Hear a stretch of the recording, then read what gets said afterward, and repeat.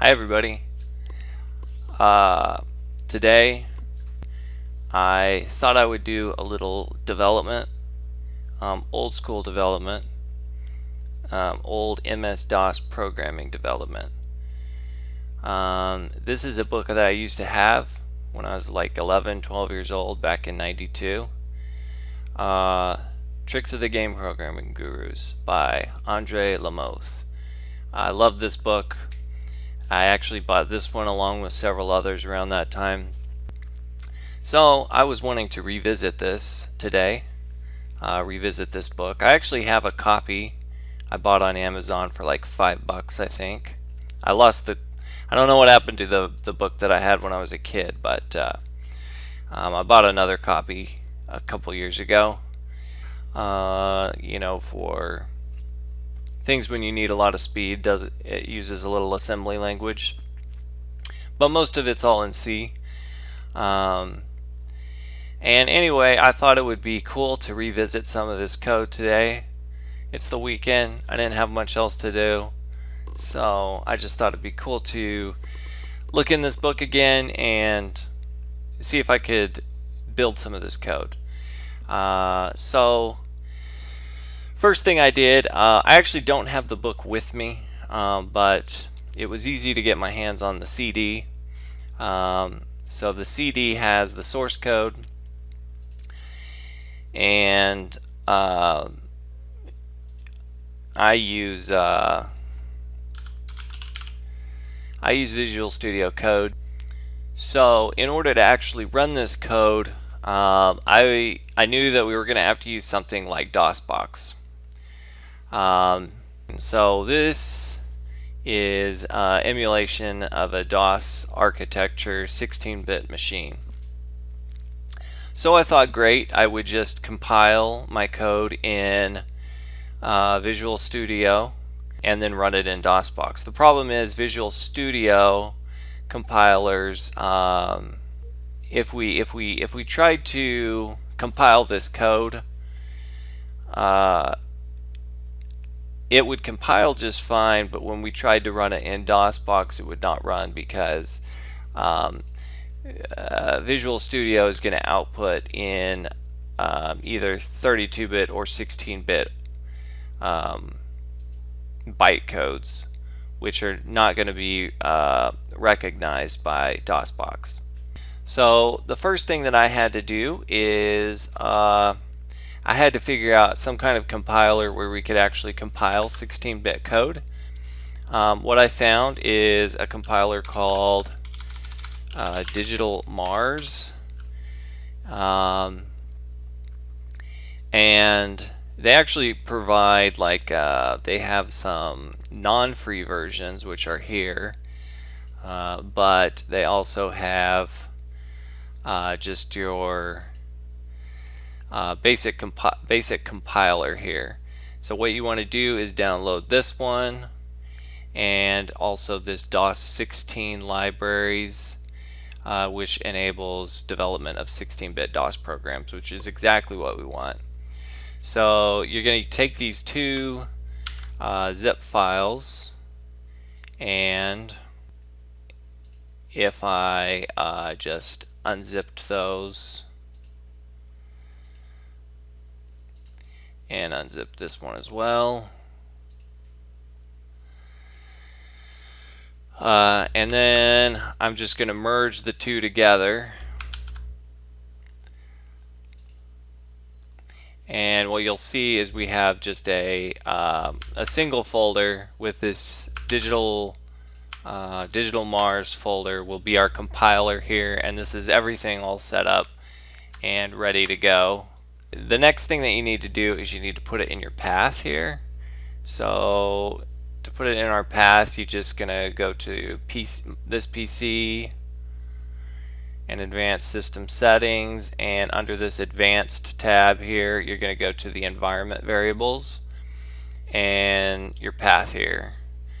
Double click that, and then you want to add, I've already added, as you can see here. You can go ahead and bring up just a prompt here just to test that your path is actually working, and just hit digital Mars compiler, and you should see that kind of output showing that it is indeed installed. Well, I have a folder set up here, files and projects and test, and I'm just gonna cd into that area, and here's my test program, and you can see I'm gonna open that folder here.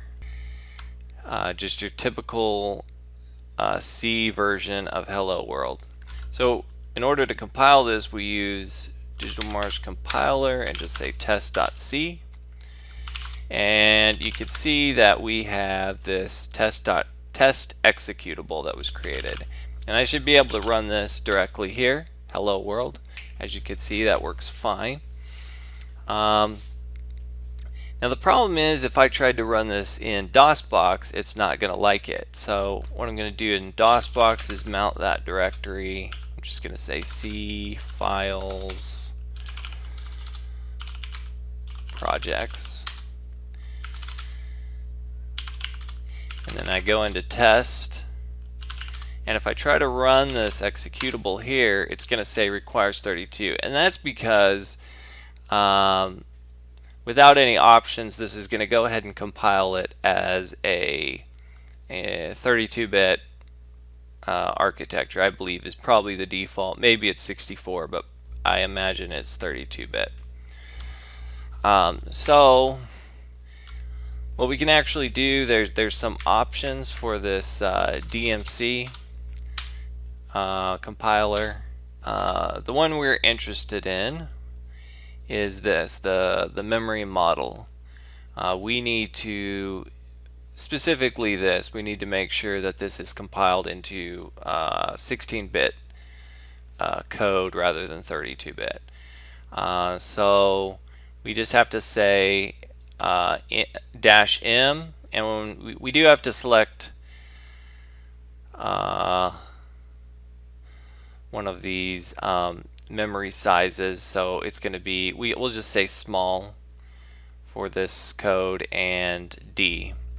So now if we try this, we're going to say -m, S for small, and D for DOS 16-bit, and then we're going to say test.c. Now what happens is it recompiled this exe, but if we try to run it from here now in Windows, we get this error. Cannot start because it's not compatible with the 64-bit version of Windows because it's 16-bit. But now we should be able to run it in DOSBox, and there you can see it works. So one other thing that I do just to get this completely set up here is I set up a couple of extensions. One is just called Code Runner. So this is the extension that we want to install. So now we have Code Runner installed. So what happens if I try to run Control-Alt-N right now, you see we get this error. It's saying GCC is not recognized. So what's happening is Code Runner is looking for the compiler default name it thinks is GCC, but I don't have anything by that name installed on my computer, so it doesn't understand where that is. So there is one more step that we need to do in order to get it to run, to be able to use our compiler, and that's this line of code, or these 3 lines of code, and then come back to our C file and run the same thing, Control-Alt-N. You can see that this ran and this was successfully linked and everything, and we should have a new test file, so I could just test that, save that, and compile it, and take a look in DOSBox, and you can see that we have it there. So that is basically how you can develop games and or just anything you want to in DOSBox. If you want to mess with some older source code or anything like that. Anyway, if I wanted to run like this kind of code, the included source code here is on the CD here. And we had this chapter 2 source code. I'm just going to drag this file over so I can see it. You can see these two files here. This was just setting the mode. I'm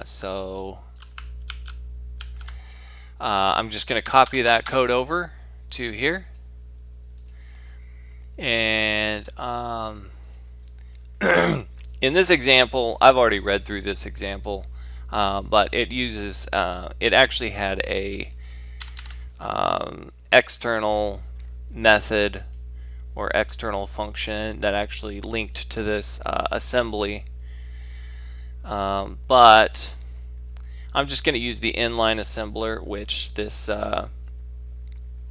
Digital Mars compiler also includes. So all we're doing here, this is just to change the screen mode. This is the assembly that you would need to do that.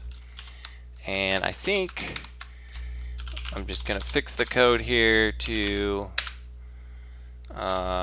change the mode.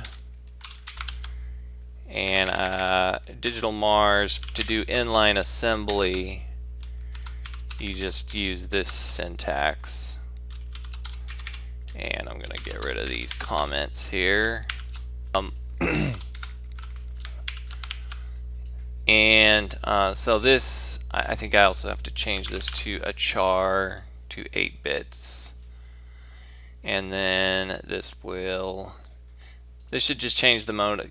KB hit is actually not going to compile. We'll go ahead and try to compile this.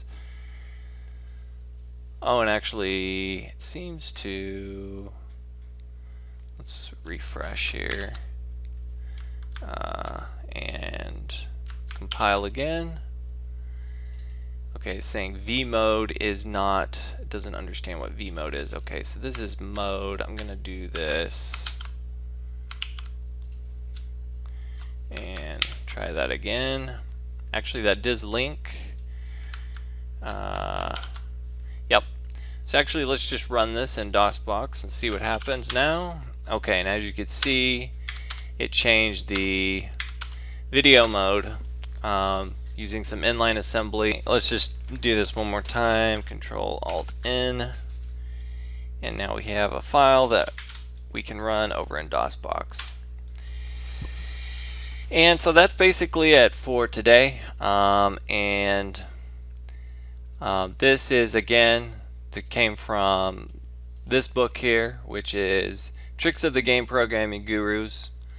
And this was just the code from their very first chapter 2, actually. And it just shows some assembly language basics. And we basically pulled that code and we had to modify it a little bit so that it would work with our compiler. Just gonna, this is an experiment, see if people like this kind of stuff. Probably gonna do at least one more video, try to work my way through this book a little bit with some more examples. If you like the video, I gotta say it, hit the like button, hit the subscribe button, and we'll talk to you next time. Bye bye.